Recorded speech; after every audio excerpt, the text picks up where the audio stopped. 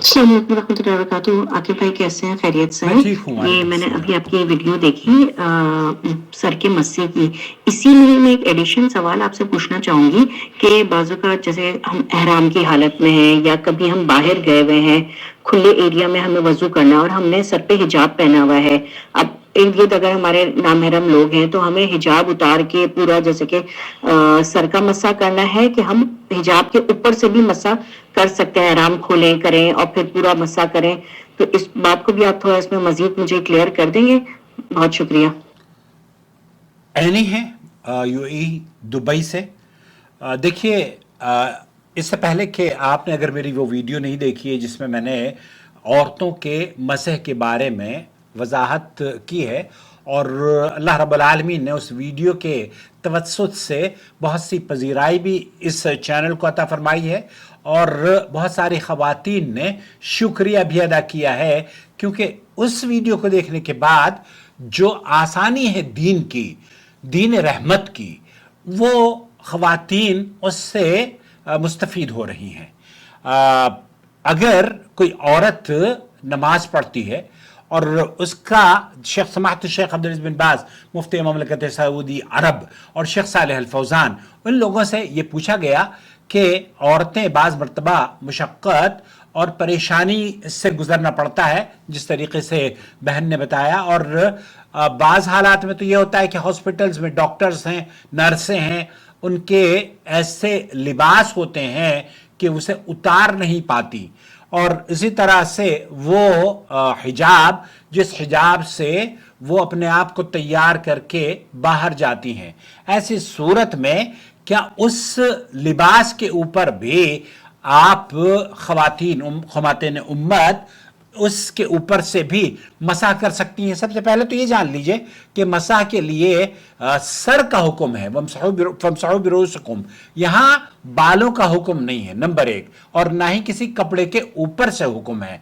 लेकिन लेकिन लेकिन चंद बातें आपकी खिदमत में पेश करना चाहता हूं। सबसे पहले तो नबी करीम सल्लल्लाहु अलैहि वसल्लम की वो हदीस जिसमें अल्लाह के रसूल सल्लल्लाहु अलैहि वसल्लम ने हजरत मुगैरा बिन शुअबा रज़ियल्लाहु ताला अन्हु फरमाते हैं कि मैंने नबी करीम सल्लल्लाहु अलैहि वसल्लम के साथ सफ़र में था, आपने वज़ू फरमाया तो मैंने मोज़े उतारने का इरादा किया, तो आपने फरमाया इन्हें रहने दो, क्योंकि मैंने इन्हें पाकी की हालत में पहना था। फिर आप अलैहिस्सलातु वस्सलाम ने इन दोनों पर मसाह किया, और इसी तरीके से सही मुस्लिम के अंदर हदीस नंबर 274 है, मुगैरा इब्न शुअबा रज़ियल्लाहु ताला अन्हु नबी सल्लल्लाहु अलैहि वसल्लम मसअ अलल खुफ़ैन वल इमामा।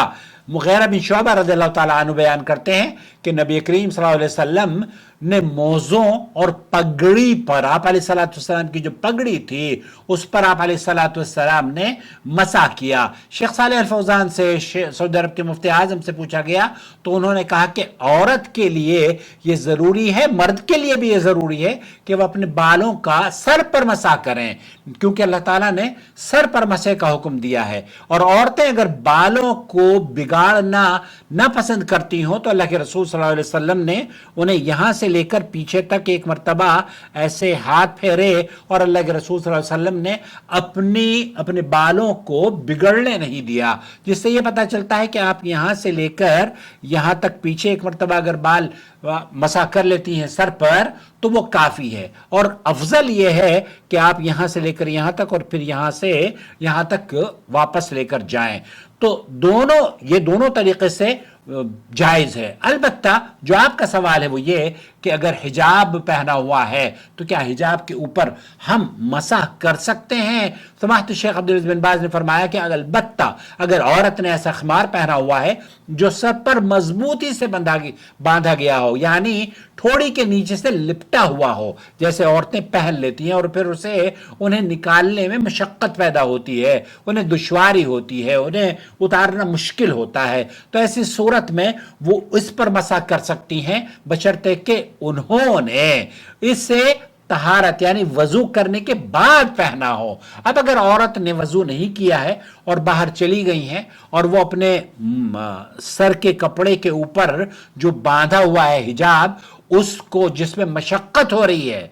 अब बहन ने पूछा कि जनाब दुपट्टा है, तो दुपट्टा तो हिलता जुलता रहता है, हवाओं में उड़ जाता है बाज मर्तबा, तो दुपट्टे की बात नहीं हो रही है, उस लिबास की बात हो रही है जो आपने अपने सर पर जकड़ लिया है, जैसे कि अमामा।